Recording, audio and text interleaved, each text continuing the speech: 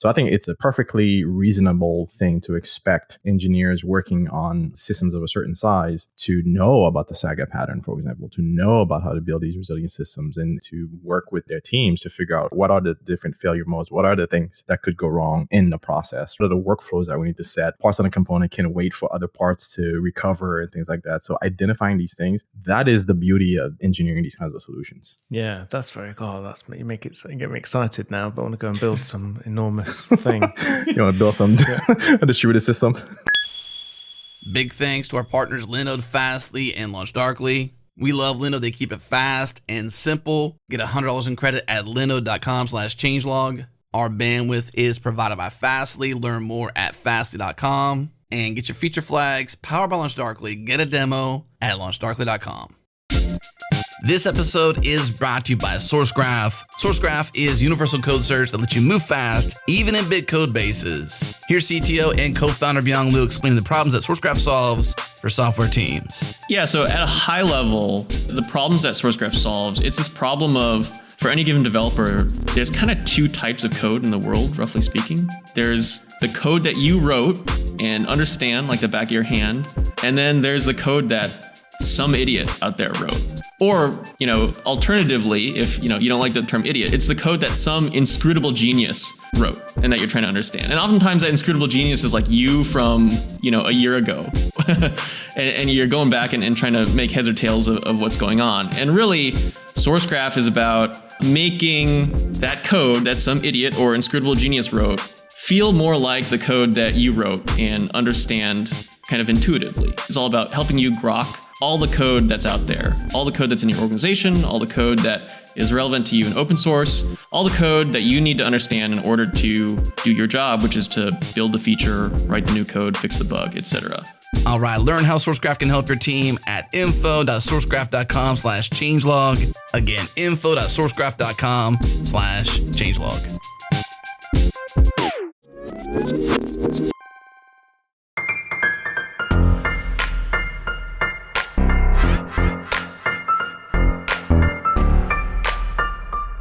Let's do it. It's go time. Welcome to Go Time, your source for diverse discussions from around the Go community.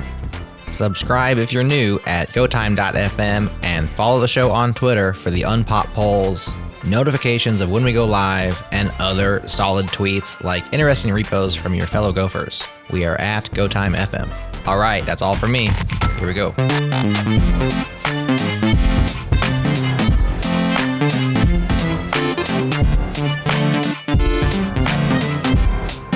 Hello and welcome to Go Time. I'm Matt Ryer. Today we're talking about eventual consistency and managing data at scale. If you're not sure what that means, don't worry. We're going to start at the very beginning. Helping me do that, I'm joined by Tiago Mendes. Hello, Tiago. Hello. It's very nice to be here. Thank you. It's very nice to have you. Don't worry, it's not just me and you, Tiago. John Calhoun's also here. Hello, John. Welcome back. Hey, Matt. Thanks for having me. It's been a while. I feel like I'm a guest now. Yeah. You missed 10 episodes and you're just officially a guest at that point. You're always welcome. That's the thing. Host or guest, whatever you like. And also, Johnny Borsico's here. Hello, Johnny. Hello. Yes, I am back after a short...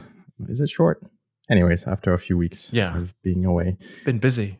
Yeah, busy teaching and all that stuff, my other favorite thing to do, other than being on this show. I hear people tell me that they've done one of your courses and loved it. So I do hear that feedback. Yeah, I enjoy hearing that. I enjoy when students reach out and says, hey, your teaching, your course, your live workshop, whatever it was, helped me in my career and this and that. Oh, man, I love to hear that. As a teacher, it was one of the best things you can hear. Amazing. Yeah, absolutely. Tiago, you spoke recently at GopherCon UK, didn't you? That's right, I did. First of all, how did you decide to do that? What was the story around that? Essentially, it came from a problem. The talk originated from a problem that I have at work. So I work for an insurance company called Kava, and we have this problem, and I'll dive deeper into the problem, so I'm not going to go into too much detail, but we have the problem of changing data across multiple microservices in one go, where data either has changed or has not changed. It can't be in a intermediate state. We actually don't deal with eventual consistency there. And I found that it was a very interesting topic and it was a very challenging topic. And it got me to research exactly what are the practices that we have and the patterns that we have to implement these types of changes. And I figured that there are some talks or some repos with Go doing this, but I found that there weren't a lot of talks or a lot of resources specific in Go. And I thought, well, this might be a very good talk because it's a real world problem. It's actually a very challenging problem. A lot of things can go wrong. A lot of things go wrong. So yeah, that's how I decided that it would be a nice talk. And after 2 years or something of no conferencing, yeah, I felt it was a good thing. Yeah. And I tell you what, it's probably the talk with the most questions that I've ever seen, honestly. Like after your talk, how many questions? It was like 25 minutes of questions or something, wasn't it? It was pretty interesting because usually when you don't have questions, you always get yourself wondering, was this talk that boring that no one really has a question? When you have a lot of questions, you think, was this talk that shallow that I didn't explain anything? I think in that case, it was actually a really good thing because it just highlighted how this problem can appear in many different ways and be solved. Like there are a lot of different small things throughout this whole pattern that need to be fine-tuned to each business and to each application. And most of the questions were essentially about, so what if I don't want to roll back my data? What if I just want my data to essentially be all of it committed? It doesn't matter if it's today or tomorrow. Or what if I don't want distributed microservices or anything? There are so many ways of solving this problem and fine-tuning it that those questions were as tough as it was to be there for 25 minutes and keep seeing the hands raised. I think it's also a good thing because when that video comes out on YouTube, and if I ever need to apply for a job again, I'll just share that video and it's my systems design interview there. No, absolutely. Okay, so eventual consistency. Let's talk a bit about this. What is this problem? It's kind of one of those ones where I think non-technical people are quite shocked by the fact that this happens. Who wants to have a stab at just high level? What do we mean? When does this happen? In what situation? Well, I'm wondering if anyone else wants to have a stab at it. I can definitely give a bit of an insight. So eventual consistency is a problem that arises with the microservices and distributed world. So with microservices, we usually also have databases all distributed. So whenever we want to make a transaction, so whenever we want to make a change, that has to affect multiple data sources. So imagine that you have policy table, a vehicle table, a profile table, and you have to change all of that data in one go. With a distributed system, that's very hard to achieve because you need to make multiple requests and guarantee that the data changes. So eventual consistency, in my view, is you need to ask for the change to happen. And you just need to be okay with the fact that the change might not happen now. It might happen in 2 minutes, in 5 minutes, tomorrow, just because of networking problems, services may be down. So eventual consistency means that you make a request now, the data eventually is guaranteed to all be changed, and you'll eventually get all of that data changed. I noticed that it's a hard topic to actually explain. It's hard to explain this eventual consistency thing. And I was trying to find a good analogy for it. And I thought about the analogy of, so two people that want to meet somewhere, it's a 3-hour drive. And one person takes 2 hours, the other takes 3 hours. And they both leave at the appropriate time. But one person gets stuck in traffic. The other person arrives, but eventually that first person will also arrive there. And eventually they'll be consistent and meet each other. Not sure if it's the best analogy, but it was what I could think of. So if I may sort of add a little bit of nuance to that, right? So when we talk about consistency, right, that's sort of at the storage layer, right? So if let's take it one step before that, right? Say, to give an example, if you have a system, whether that is made up of multiple parts, right? So say you go on a shopping website and you have one part of the system that is responsible for taking in the order, right?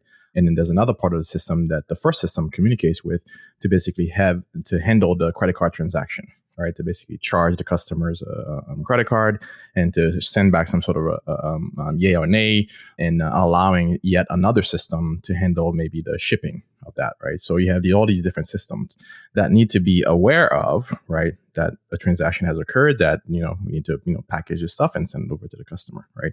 So even before the storage comes in, right? What do you do, right? If for whatever reason, the first system that takes the order, say the shopping cart component, right? It makes a request over to the credit card processing system. It succeeds, right, in charging the customer. But then when we try to go talk to the shipping, right, a component, it fails, right? So now here you are. You haven't actually stored anything yet, perhaps, right? But here you are in a 3 interaction, right, system where part of the transaction has succeeded, but part of it has failed. How do you handle the situation? This is not as simple as doing a rollback of a database commit, right? Because you've already have one system that's communicated to a third party to process a credit card transaction, which has succeeded. You can't exactly roll that back, right? So it's not an all or nothing kind of situation. So part of building these kinds of distributed systems is basically figuring out, yes, there's a storage mechanism, which is going to be, you can rely on eventual consistency there. But what do you do, right, when you have a multi-step process where some of those steps could fail?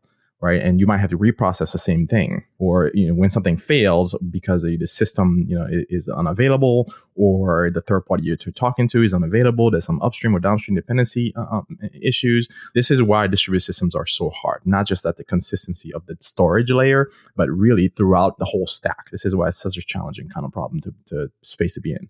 Not impossible, just challenging, but fun too. Yeah. So, Tiago, in your talk, you mentioned the saga pattern, and maybe you could tell us a little bit about what that is for anybody not familiar and what the alternatives are as well. Sure. So the saga pattern, and what is surprising is that the saga pattern was described first on a paper in 87. So it's nothing new. But the time it was described, it was a pattern for long-lived transaction in a local database. So transactions that take a long time in getting those transactions done. And what happened is that with the advent of microservices, this saga pattern was then adapted to handle the distributed system case. And the saga pattern, it's not an acronym. A lot of people ask what's saga, what's the acronym for? It's not exactly an acronym. I think it's saga pattern because each of the intervenients are called sagas, or each of the transactions are called sagas. What it does is it comes in 2 flavors. One of them is it's a pattern that allows you to change data in microservices and guarantee that those changes will be consistent.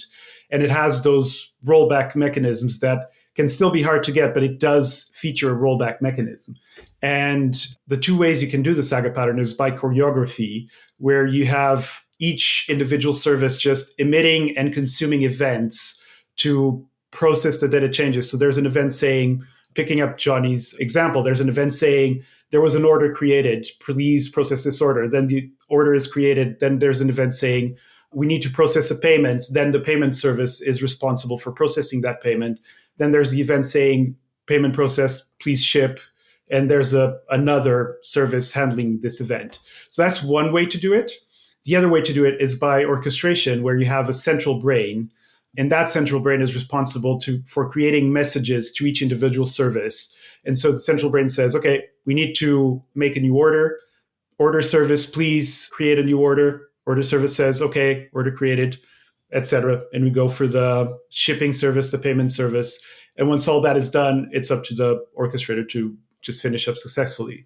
And in a nutshell, that's what the saga pattern is about. The alternatives are, I think there are some different alternatives that I haven't really explored, but people often talk about a 2-phase commit. And the 2-phase commit is when you query each service and say, I want you to update this data. The service doesn't update the data yet. The service says, okay, I'm prepared to update this data. And you call all services. All services will give you the okay. So you call service A, okay, service B, okay, service C, okay.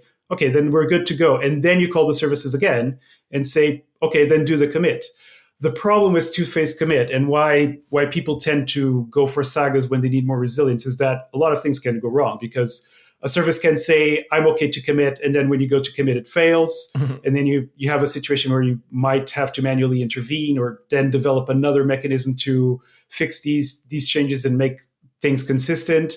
If the coordinator goes down, you end up in a state where the coordinator made a request to one service, it went down, and then what happens then? The service already changed, but the others didn't.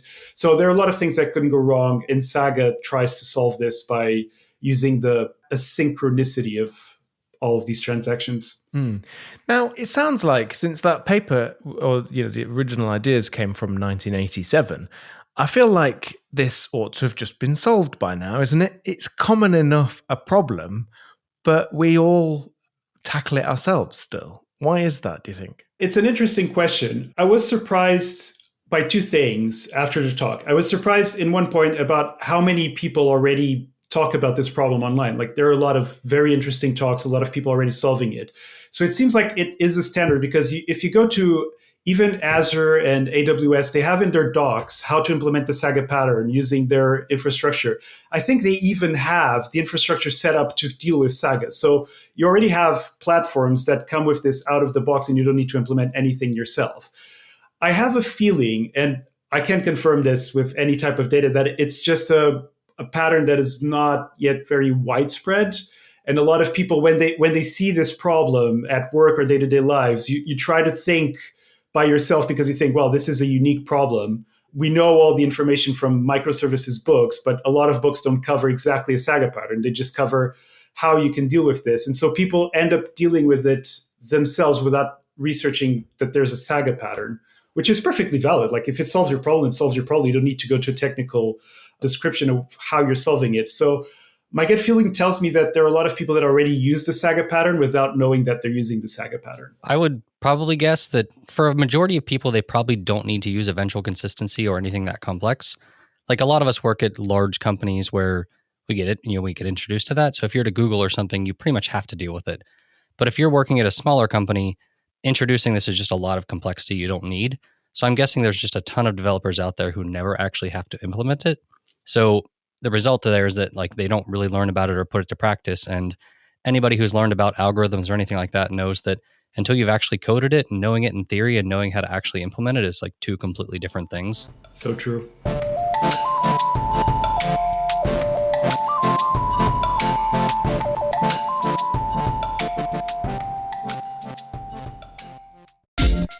This episode is brought to you by our friends at Incident.io. Every software team on the planet has to manage incidents, and a very large percentage of those teams are using Slack to communicate. That includes us. With Incident.io, you can create, manage, and resolve incidents directly inside Slack.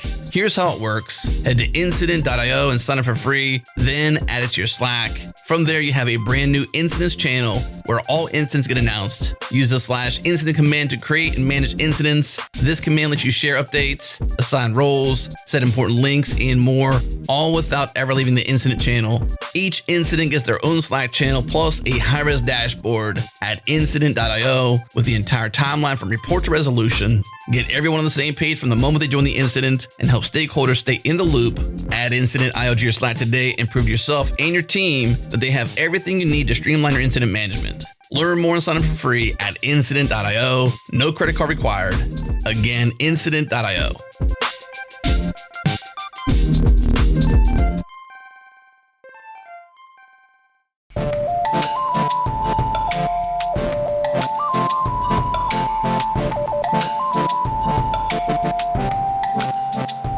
Yeah, so it's very interesting. This idea, I think some of the technical problems that we face are probably quite unique. And it'd be interesting because, you could imagine there being like a Go package that you can just pick up and just use. And I know there are some examples of frameworks like that. But I find that in some way, your problems really are quite unique. But obviously, like learning a pattern like this from people that have implemented it can only really help there. But it's interesting. So one of the other questions I had about this was whether system design itself can help here. And so I'm thinking things like idempotency or idempotency, if you like. Do things like that help? When we're talking about message queues and messages flying around, they may or may not make it. And you kind of have to assume that sometimes they're not going to make it, which is kind of unusual when you're programming, because you tend to think of, you just write code and you don't assume at any point something's just not going to work, really. Yeah. Or that you're going to get the same message multiple times. That is very, very common within distributed systems, right? So you kind of have to factor in idempotency and things like that. Why does that happen? Why does it happen that you get the same message multiple times? Well, you can imagine if you have, say you have a cluster of systems who are responsible for relaying a certain message at a certain time, maybe the coordination. I have a feeling it's going to vary from product to product, but assuming you have a system where you require some coordination to relay that a particular message was communicated, or that a client picked up a message, or whatever it is. It could be timing, it could be however they track which message has already been communicated, and because you might have some overlap at some point, though rare, it does happen, right? So it could be that the same message finds itself, sort of staying in a queue when it's already been picked up. The window for it, for whatever reason, doesn't get set to hide it from other clients picking it up. So that message, ends up getting picked up again multiple times, sometimes by the same client, sometimes by other clients. So you kind of need to sort of factor in the fact that in a distributed system, especially when messages are involved, which is a common thing for evented systems or where you need to do asynchronous communication, using queues and Event Bridge, for example, is a common one now with AWS and whatnot. So these kinds of systems, you kind of have to factor in the fact that you may get a message, right, multiple times, and it's up to you as a developer, right? They're not going to solve that at a systems level at this point. It's up to you as a developer, right, to engineer your software for that eventuality. And this is this idempotency word. How do you all say that word, by the way? Idempotency. Yeah. Okay. Idempotency. Cool. You want to try it again, Matt? That doesn't mean it's correct. It's just the way I say it. Yeah. Yeah. I'll just go with peer pressure. I'm happy with that. I think one thing that's interesting about the messages, like what Johnny was saying, is that in the ideal world, you want something that's like you get every message exactly once, but we all know that's not realistic. So like you kind of have two choices. It's like you occasionally don't get messages, which could be awful, or you have the opposite of you might get messages multiple times. And when you're looking at the two trade-offs, like getting them multiple times is clearly a better option than not knowing about something you needed to know about. Yeah, right. So then idempotency then is the idea that assuming you get the same message twice, your system should be in the same state as if you just got it once. Mm-hmm. And a simple example is like addition, like a +1 message is not idempotent. If you get two of those +1 messages and you've got some value, it's going to end up being +2. Yep. If, however, you get a value that says set it to the number 1, if you get that message twice, then it's okay. You get it once, it sets it to number 1. The second message comes in, you set it to number 1, and you're in the same state.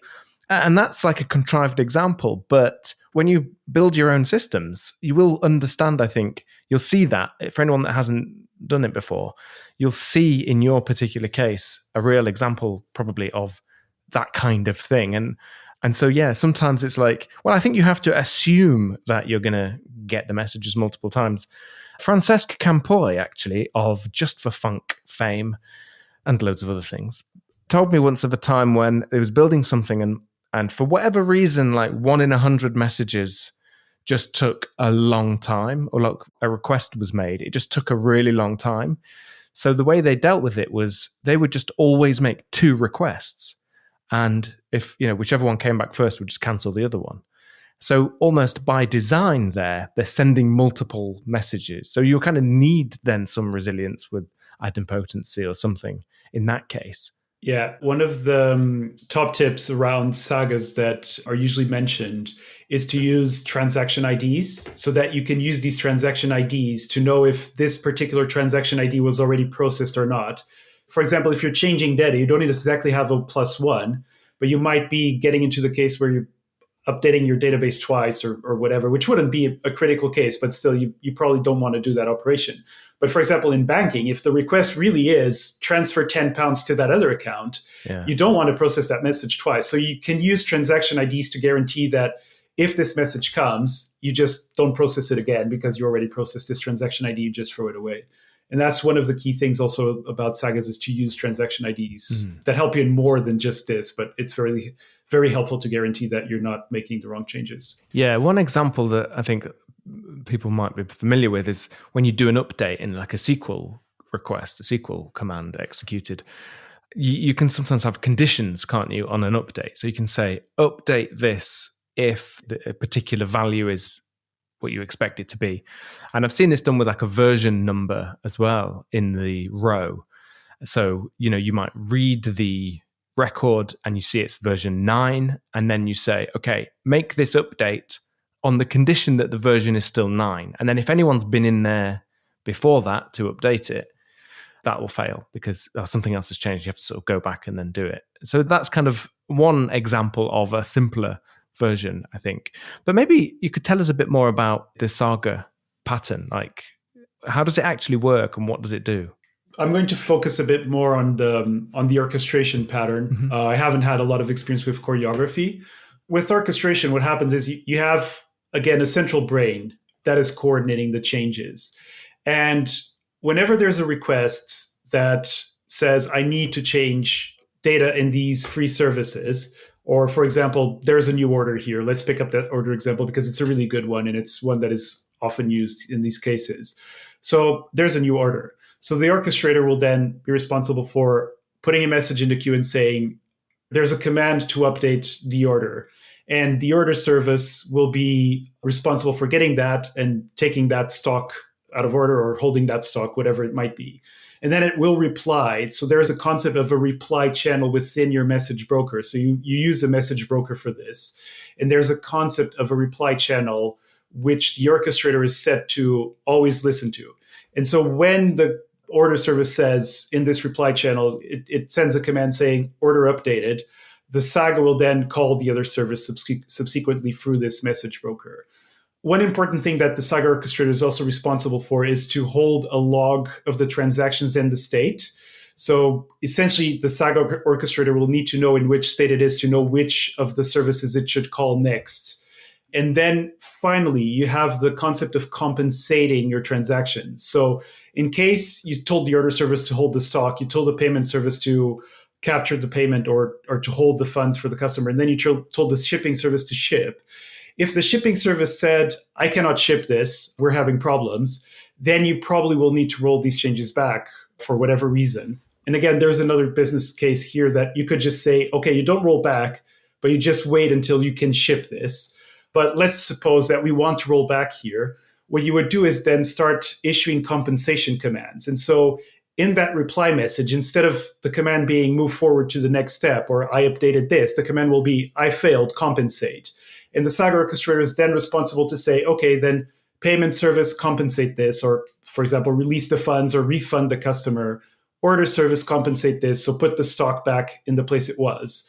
And this is how these systems can self-heal. And the Saga will always keep the log of what's going on, of which point for each transaction ID. It's very important to have those transaction IDs to know which of the transaction you're talking about at this point.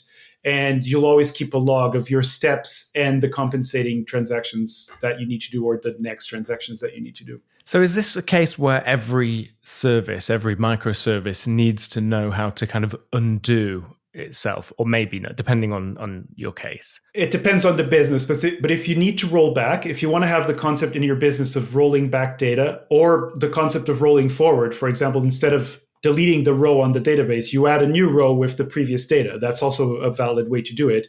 Each service should know how to compensate the transactions. Yeah. And it's interesting. This kind of speaks to why there isn't just a Go package that you can just implement, really, because a lot of it is about the business logic. A lot of it is very specific to what you want to happen in each case.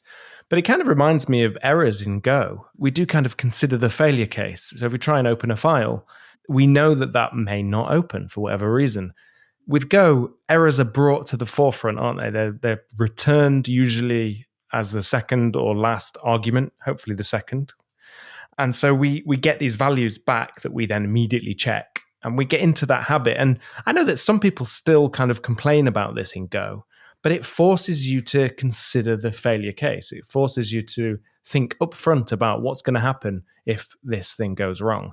So it kind of reminds me a bit of that. At this point, I think if someone still has a problem with the way Go handles errors, I have choice words for you, but this is a family friendly show. Anyways, no, the thing is, I mean, it's there's a lot of truth to that, right? So I used to be one of those people complaining about the way Go handles errors when I first came across it, and I'm like I'm not used to this. I'm used to sort of throwing things, catching things, and whatnot. I'm like, where are the keywords? Where are the built-ins for that, right? And then I realized, the first time I was forced to implement and design a system that was resilient enough. It just happens to be, I was communicating with some remote HTTP service, and I was getting throttled, and I didn't, realize that until they went to, production, whatever it is. I'm like, oh, okay, I need to do something about this. And there's easy ways of getting that, right? So basically using the error system to capture the fact that I'm getting throttled, checking those errors and implementing some sort of back off and implementing some sort of retry, things like that. Excuse me. That was a retry. You just guaranteed that cough is going to make it into the show. I know. Really? I just guarantee. Yeah. Let me retry this. I mean, you using the language and using what it provides you, right? There's a reason these things are there. So to kind of tie this back to what we're talking about before around the sort of the design of these systems, yes, it is hard to sort of have a framework or a package that you can just throw at things to sort of fix these kind of problems or implement them for you, because it's going to be very contextual to the business that you're in, to the problem domain that you're in. But for me, that is part of the fun. That is part of the engineering fun, right?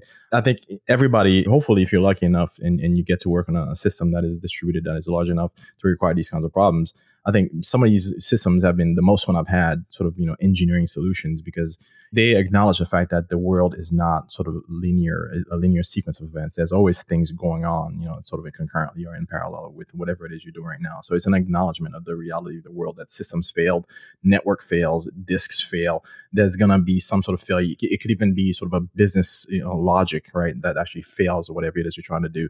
So it's an acknowledgement of the fact that things will not go as planned. And you should build in the resiliency, right, in your system to be able to sort of accommodate for these kinds of these eventualities, right? So I think it's a perfectly reasonable thing to expect engineers working on systems of a certain size to know about the saga pattern, for example, to know about how to build these resilient systems, and to work with their teams to figure out, okay, what are the different failure modes? What are the things that could go wrong in the process, right? What are the workflows that we need to set? Parts of the component can wait for other parts to recover and things like that. So identifying these things, that is the beauty of engineering these kinds of solutions. Yeah, that's very cool. You get me excited now, but I want to go and build some enormous thing. You want to build some a distributed system? On the topic of packages, I think there are a couple of packages implementing sagas. And I think you can make this generic enough that, okay, you define your business logic, you define the functions that proceed with a transaction or compensate, and then you have the library that just wraps everything. But I think I couldn't agree more with Johnny. What's the fun in that? What's the fun in using something already built when you're dealing with this interesting problem? So yeah, I think it's always cool to build new things. Yeah, it's funny as well, like what it leads you to do with eventual consistency. Out of an example in the front end where the actual request would usually take some time. And in a big distributed system, if it was like, say, a chat app, one person might be in South America, another person might be in Scotland. And it's possible that they won't be speaking to the same server. In a distributed system, they're probably going to be talking to their own local servers, so it's faster. So what happens is then somebody in Scotland will make some comment, and if you build it so that you're kind of being very true about what's happening, that would take quite a while to complete. Like you would have to wait for it to be written to the local database, also then be copied across so that the person in South America can see it. And that might take some time. And so I've done this too in the past, where you kind of do some tricks to paper over this a little bit. For example, when you press enter on the message, you immediately pop it into the box so it looks like it's sent, even though that's just an illusion, while the request is still happening in the background and the consistency is still not there yet. You still have to wait. But you sort of assume or you pretend it's going to be fine. And only later, in our particular case, later, if there was a problem, you would then flag the message as, oh, there was some problem with this, you can retry or whatever. Or it would even retry for you. And so you end up doing those kinds of little tricks to paper over the realities here. And if you think about like the internet, there's so many errors all the time happening on the internet, and we don't really notice them. We can still carry on like we're still just doing a live chat now. We're spread all over the world, us four. So that's always quite fun as well, I think, when you think about user experience and how that plays. Understanding that this is going to take time. It might fail, but we're going to assume it's not going to fail and crack on with it. One of my favorite talks around sagas, I haven't admittedly watched that many, but I really liked it. This talk is by a woman called Katie McCaffrey. She had a lot of lead roles in Twitter and Microsoft, and she gives the example of sagas with the Halo game and dealing with the scoring, where each score comes from each individual Xbox, and then you have to commit all these scores to every other Xbox of all the other players. So imagine you're playing online, and imagine that you see your score is 100, and all other players will need to see that your score is 100 and their score is whatever it is. But you can't really show people that their score is now lower than it was before. So you can't really roll back that score. And so what they did is like, people don't care about having the score right away. So we just let the system heal itself. We just let the system eventually get all the scores to every person, because it doesn't really matter, because people just go on to the next game and the score will eventually be there. And I think it's a really, really interesting example. The talk is brilliant. I recommend everyone to watch it if they're interested in this topic. Yeah, well, please send us the link and we'll pop it into the show notes. Will do. We won't be able to put Tiago's talk in the show notes because I don't think it's going to be published by the time this episode goes out. But keep on Go Time FM on Twitter. We'll tweet it there, or eventually you'll find it. I got another example of a real one that I had where I built this like game. It's like a choose your own adventure game on Twitter, where the audience chooses the branch to go down of the story by using Twitter polls. So the whole, all the followers vote, and that's the decision that's then taken. And when using the Twitter API to read the poll results, sometimes I'd get old data. And this again is down to eventual consistency, the fact that there may be some of the servers probably had the latest information, but it just hadn't propagated across the system yet. So for whatever reason, through the magic of routing around the internet, I was hitting a server with old data. And it reminds me of that Xbox score problem. The fix was to just basically say, well, if there's no way to unvote on Twitter. So if there's fewer votes, ignore it. It's old data.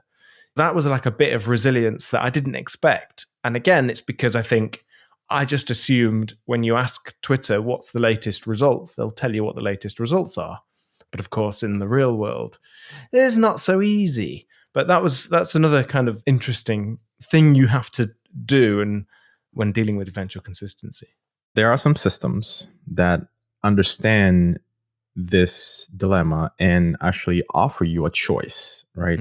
For whether you want, when you make your request, whether you're okay with the possibly stale data, or whether you want your request to be basically strongly consistent with what's basically in the cluster. That's really funny. That is. Yeah, you can ask for that, and basically that the trade-off, right, comes at the cost of that your request might take longer. Right. You might have to pay a little more, right? But if that is are you willing to basically make that trade-off, you can make a request and it says, hey, I want all the servers in a cluster to synchronize and agree on what the latest is. Right? Don't just give me the first one that is able to give me an answer that could possibly be stale. I want them to all figure out, okay, yep, we all agree that this is the right answer, and send that back to you. You incur that cost, right? That your request is going to be slower and you're going to pay more for it. But if your problem domain is one that sort of requires that sort of consistency, there are systems out there that will provide that to you. Yeah, so that's really interesting. Imagine seeing that in an API, though. It's like, would you like the rubbish version?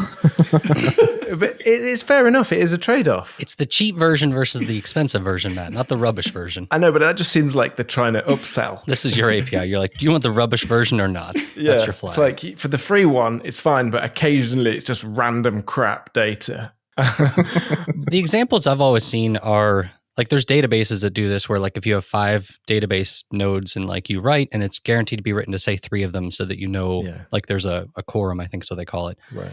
Like there's a lot of databases that do that. And when you're reading, there's certain data that you pretty much need to show up to date for certain reasons. Like if a user just created an order and it doesn't show up in their account, they're going to be like, well, what happened? Yeah. But on the other hand, if they're looking at like reviews for some products on your page, Well, if those aren't up to date, it's not the end of the world. So it's kind of this deciding which data it's okay to do that with, because the downside is if you try to make everything up to date all the time, then you'd basically lose all the benefits of having this, spread out database system that you have, because you'd be the same as just having like one sort of master you write to. And master is probably the wrong word, because I'm just used to the SQL sort of terminology. Yeah. But essentially you have like one main I think one. you mean main. That's main is the word you're looking for. Yeah. Okay. So you have the main and then you have the secondaries. Is that the new? Primary, secondary, whatever set you want to use. Yeah. John, you're like an uncle that's really digging himself. I am digging myself a hole. It's one of those things where like I've heard the terminology forever and I know I need to change it, but I don't say them often enough because I'm not like around other engineers often enough to use them. Yeah. So it's like, darn it, I did that stupid thing again. At least you're aware of it and are now working on it. That's all we ask, right? I try to keep up with it, but with the kids, it's hard sometimes. No, but yeah, you're right. So that's the thing, that the advantage of having a fast system that is distributed is you don't have to wait so much for all that. But of course, sometimes you'd prefer it. And yeah, that's interesting. And I think it gives people a lot to think about when they're designing their system. And honestly, I think the user experience, which you mentioned, John, is kind of like something that you should consider, to take into consideration, because users will expect something and we have to kind of make sure that they get what they need. And that might well influence the design and should influence the design of the system and these kinds of decisions. If you think of the case of insurance, where changing a data is not only something that you need to show the customer, but it's something that is reflected on a legal document, the final policy. It's like in which you have that final policy, that's the law. With whatever information is there, whatever the user declared there, it needs to be the most accurate information. If you have an inconsistency between this policy document and your systems, and then while your policy has one type of information, there's some other request that is very important, gets a different type of data, and then it shows a different type of data. This can actually be quite serious. So it goes a bit beyond just the user experience. It can have actually legal implications. So it's also interesting from that point of view. So can you imagine a time where people had to, in the case of insurance, for example, where people had to sort of manually do data entry to process these things? So maybe you talk to your agent who then, gets a piece of paper or whatever it is. Back in the day, you used to go to an office and they would come to your house, whatever it is. And then by the time they leave your presence to go like commit to this transaction, right? I mean, your house could catch on fire. You could get into an accident, whatever it is. So that buffer where you have technically, legally, you have no coverage, right, in your insurance.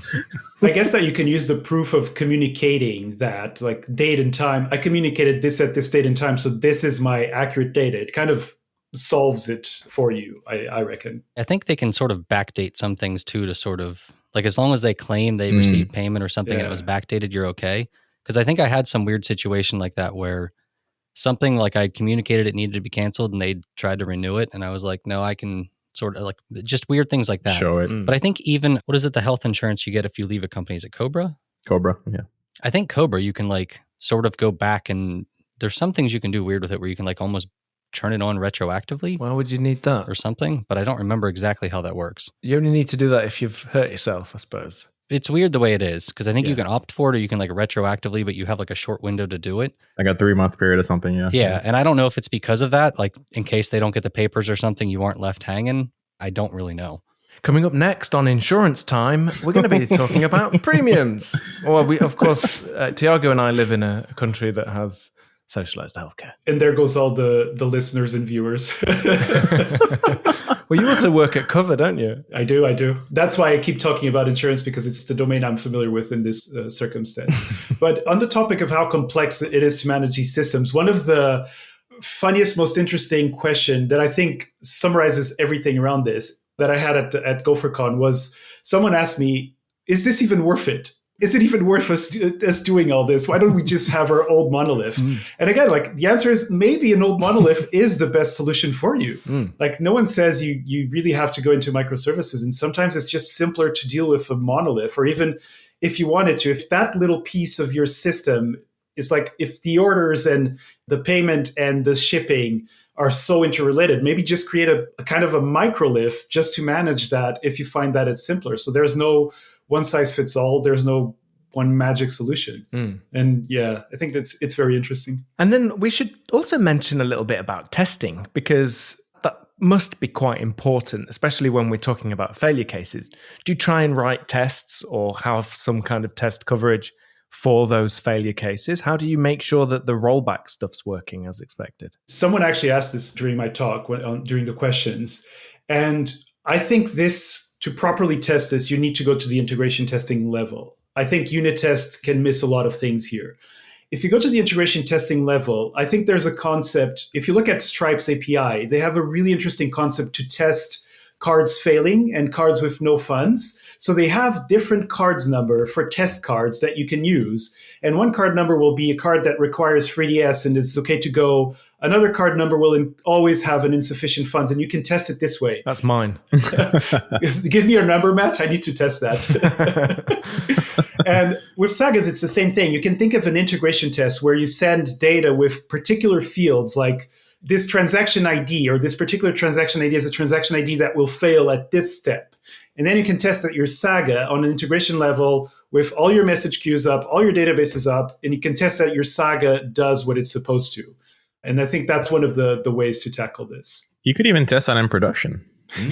Yeah, I mean, seriously, I'm being serious. Like you can literally, right, as part of a canary or something like that, right, make sure that whenever you roll this out, that all of those failure cases that you think work in your CI and CD pipeline and your staging environment, whatever it is, that they actually do work in production as well once you roll it out, right? Yeah. I'm becoming more of a fan of testing in production in general. So that's why I'm saying it. Do you need each service to implement rubbish mode again so that each service can actually fail as well? No, right? Because if the service is doing what it's supposed to do, if you have a transaction that's supposed to fail, it will fail if you try to talk to the credit card charging service and it sees that transaction and that basically return a failure from something you expect to be a failure, then all the other systems don't need to know that, okay, we're all in testing mode, okay, all other components, that's what we're doing. No, they individually, they work as they're supposed to.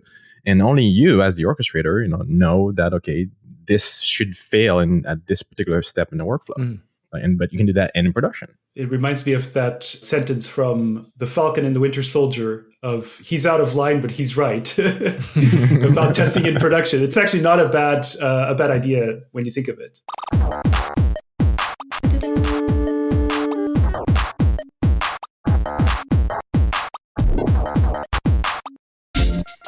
What's going on, Gophers? This episode is brought to you by Equinix Metal. If you want the choice and control of hardware with low overhead and the developer experience of the cloud, you need to check out Equinix Metal. Deploy in minutes across 18 global locations from Silicon Valley to Sydney. Visit metal.equinix.com/justaddmetal and receive $100 in credit to play with. Again, metal.equinix.com/justaddmetal. And by our friends at Fastly, they're running a massive promo on Compute at Edge. They're inviting our entire listener base to move latency-sensitive workloads to the edge with Compute at Edge free for 3 months, plus up to $100,000 a month in credit for an additional 6 months. This is a limited time offer, so head to fastly.com/podcast as soon as you can to check it out and get all the details. Here's the TLDR. Fastly's Edge Cloud Network and modern approach to serverless computing allows you to deploy and run complex logic at the edge with unparalleled security and blazing fast computational speed. Scale instantly and globally, reduce origin load, get real-time observability, and get seamless integration with your existing tech stack. Head to fastly.com/podcast to get Compute at Edge free for 3 months, plus up to $100,000 a month in credit for an additional 6 months. Once again, fastly.com/podcast.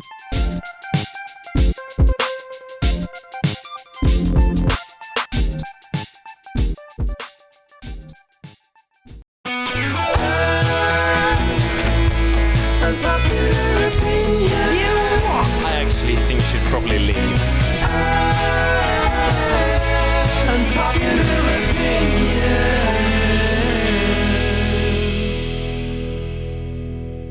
Okay, Tiago, have you brought an unpopular opinion with you today?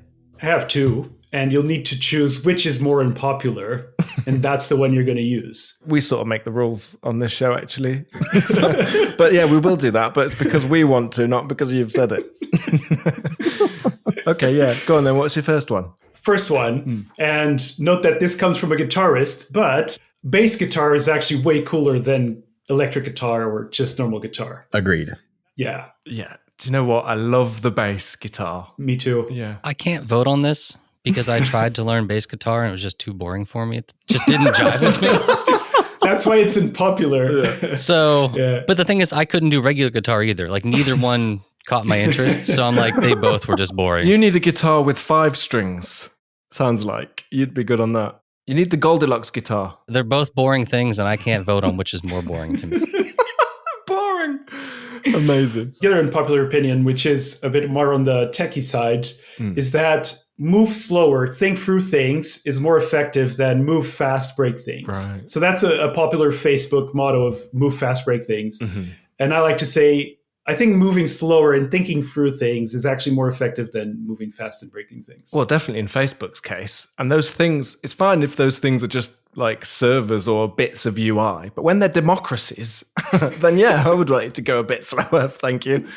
Okay, but do you not see, is there value in like the learning you get from actually implementing stuff? Like actually doing it always, for me, reveals things that I probably would never have thought of, or maybe I would. My caution comes from the place that you always need to be aware of the technical depth that you're introducing by move fast and think and break things. Mm-hmm. And if you can't pay that technical debt, it's fine. But if you can't, not making a good design decision, not thinking through a problem can really bite you in the long run. Mm-hmm. I suspect this motto stems from the fact that it's the type of motto you'd hear from a small startup where basically their option is move fast and get like money before we go broke, because they don't have the time to move slow. So while there might be cases where some are much better off moving slower, I think sometimes when you're just desperate to get any sort of income and to be able to stay alive, that leads to this like move fast, break things. So there's this interesting book. I can't remember for the life of me. I can't remember the name of the book. And they explain an interesting phenomenon, which is the company that moved really fast to get on the market and made a lot of trade-offs. It can move fast, but then it has a line that it starts flatlining in terms of progress. Whereas the company that took a bit longer to go to the market, but have well-thought systems and architectured in a way that they can extend it, they can add new functionalities like that, they can actually pick up and even surpass it in the long run.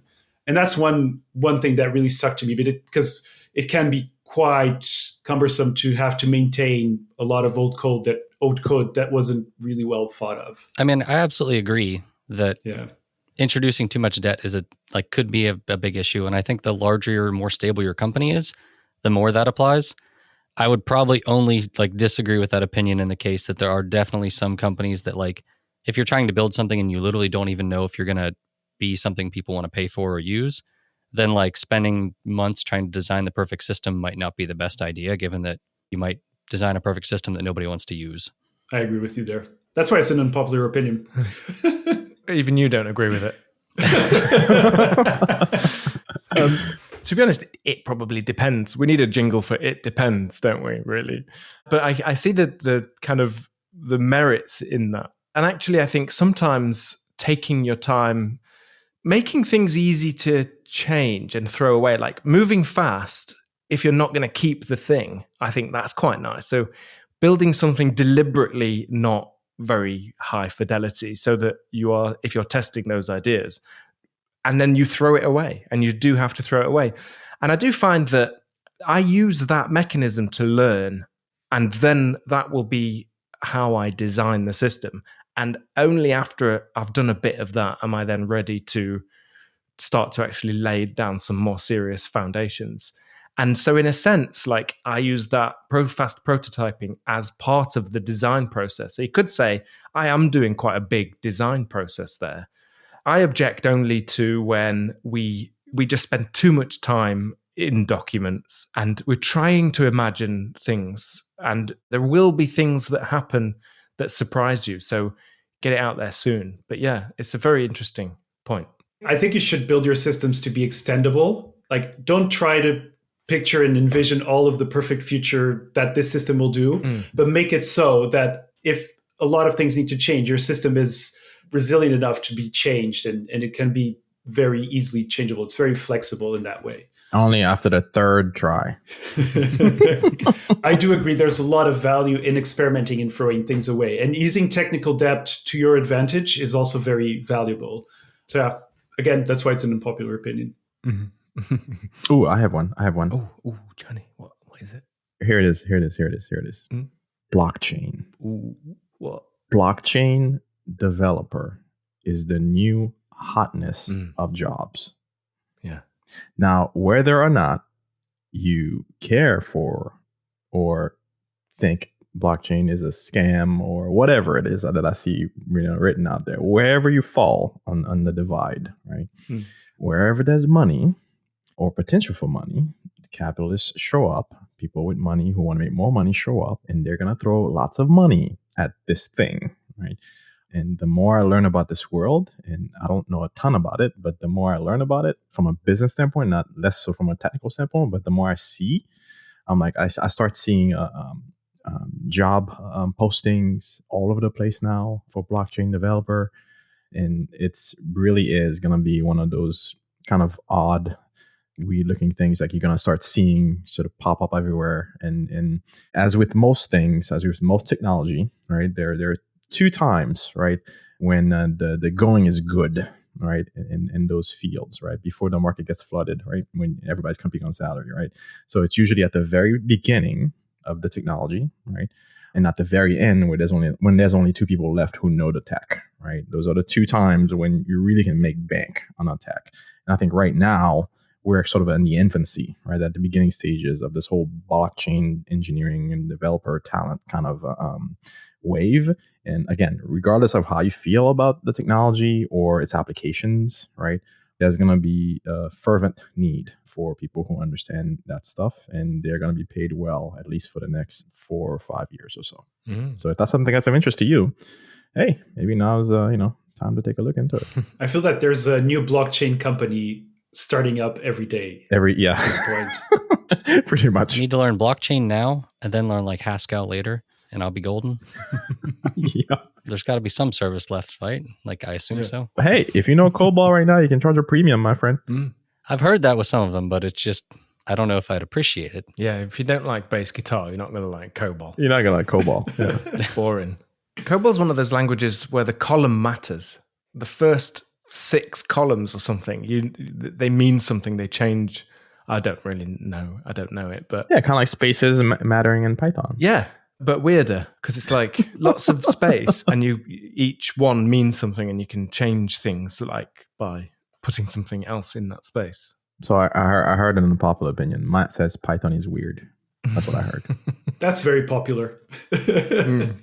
Yeah, well, this is a Go podcast, but I'm one of those people that's like, do what makes you happy and use whatever tool you like and use Go. Learn Go, really, and just do that. Do learn Go, though. You can do blockchain with Go, can't you? After this, I will learn Go. Yeah, you should, mate. Yeah. I think it's time. Yeah, Go's hot in the blockchain, man. Yeah. Go is hot in that sector. Yeah. I feel like Johnny's like telling people that he's open for offers. Like very subtly, but he's like, just in case. Yeah. Subliminal messaging. If you get a bunch of recruiters after this, it's your own fault. Yeah. And we know they're not going to make any sense. However long the blockchain's been around, they're going to say you need that plus 5 years of experience. Exactly. Well, if you've got any more questions, Johnny can be found on Twitter at jborsico. Good luck spelling his name, though. That's clever. Yeah, which is why you omitted that whole thing by posting my name up as Golang Johnny on GoTime FM. I can't believe that. You can just search Golang Johnny. Yep. And you find Johnny. How cool is that? I just assumed he officially changed his name. Oh, yeah. For you. That is my new career goal. Yeah. Golang Tiago or Tiago Lang, and you can find me. Ooh. Well, you could do it with a brand name. But hang on, let's just do it. I'm just going to do it. Golang Tiago. You might be surprised. You might be surprised, yeah.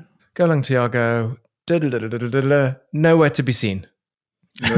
No, you are actually. You are on the front page of the search engine I'm using. Is that Alta Vista? No, I just asked Jeeves still. We only have that in the UK. There's a package.dev. That's not me. Yeah, there's a package called Tiago, that's unfortunate. Just going to have a quick look see what that package is. It's just a main file that just says, it prints out, Tiago says, look, my very first contribution to a proper free software project. And that's it. How adorable is that? That's Scratch Tiago, main.go. Oh. I love the internet. And we'll post show notes to that repo so we can get the stars way up. Let's get this trending. Let's get this Tiago package trending. To be clear, that is not mine.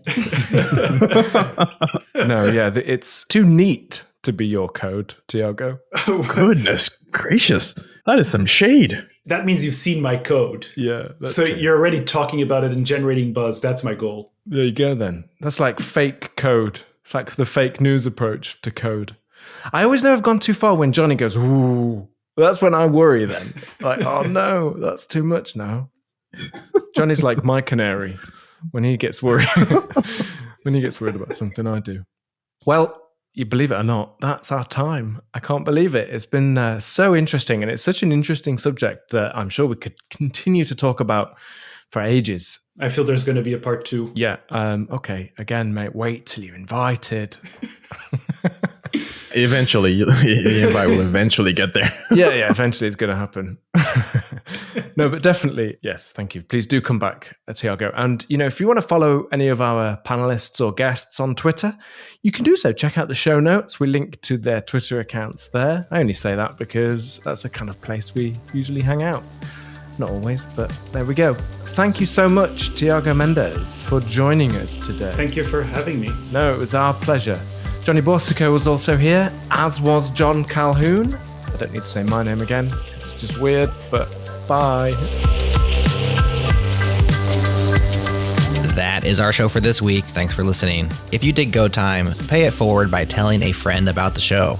Word of mouth is the number one way people hear about us, and we'd love to have them as a listener. Go Time is produced by Jared Santo with music by our beat freak in residence, Breakmaster Cylinder. We are brought to you by some awesome partners. Special thanks to Fastly, Launch Darkly, and Linode. Next up on the pod, Chris and Johnny invite Aaron Schlesinger and Sam Boyer back to the show to continue our mini-series on maintenance. This installment is all about maintenance in the open source world. Stay tuned for that. It's coming up next time on Go Time.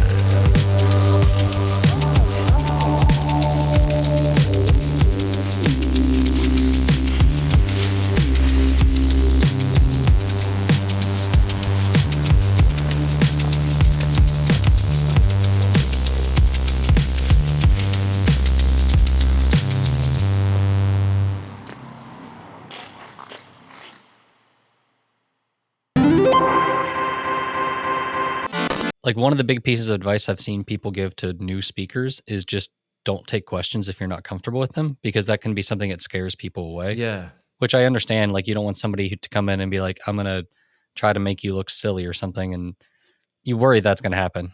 That's one of the beautiful things of this community is that people are not judgmental and people are not there trying to throw you off or see where your knowledge gaps live. They're there really genuinely trying to learn something. And I have no problem on stage saying, I actually don't know the answer to that. I say it in different words. I say it depends, which is a lot better than saying I don't know it. You say it depends and it's done. But yeah, I feel like with this community, it's actually not that bad to take questions because there's kindness there. And I don't feel like anyone is there trying to be mean. Yeah, that I know what you mean. And to be honest, Tiago, you did a great job. Like that as a session was like, honestly, if you did like a weekly just systems design hangout thing, I think that would be very popular. People would enjoy that. Or we can just invite him back into the show. Yeah. Just saying. saying. We've got a technical problem. We'll get Tiago back on. Except our backend is not ready to go. Is it not? No. Yeah, it's not going to be, is it, Jared? Go Time is written, or changelog is written in, what was it? It's not Rust, Elixir? It's Elixir. Is it? Oh, wow. I have a big Elixir friend. Oh, how big is he? Yeah? He loves the language. How big is he? Well, he's about my size. Okay. Are you big? Okay. Yeah. I was like, he's shaped like an elixir? Big elixir friend. Like, what is it? What container is he in? Like, is he... Imaginary friend. Just my imaginary friend. He is to Elixir the same way I am to Go. Like he absolutely loves the language. Yeah. But it's a very niche language, I feel. Yeah, if you came from, if you were in the Ruby world at a certain point, at a certain time in the past, and I believe his name was Jose Valim or something. who basically started. So my friend works for the company that he started now. Oh yeah, okay, there you go. I think so. Yeah. So he came from that, very active in that Ruby community, and then basically when he started working on Elixir, a lot of Rubyists were interested because of him. He's a stand-up person, and I learned in the very early days, pre 1.0. I started learning Elixir. Right around those time, Go was also kind of becoming more and more popular. And I started looking at Go. I'm like, okay, so Elixir almost became my next language. I'm going to just search for Elixir Johnny. And then I discovered Go. I see Rust as my potential secondary language. Mm-hmm. I never actually did anything with Rust, but looking at just the docs and the way things are, it feels it's closer to Go than a lot of the other things that are out there. Like it's not a Java-y type of thing. So it feels like a good next step. Mm-hmm. Mm-hmm. Well, you'll have to let us know how you get on. Come back and tell us.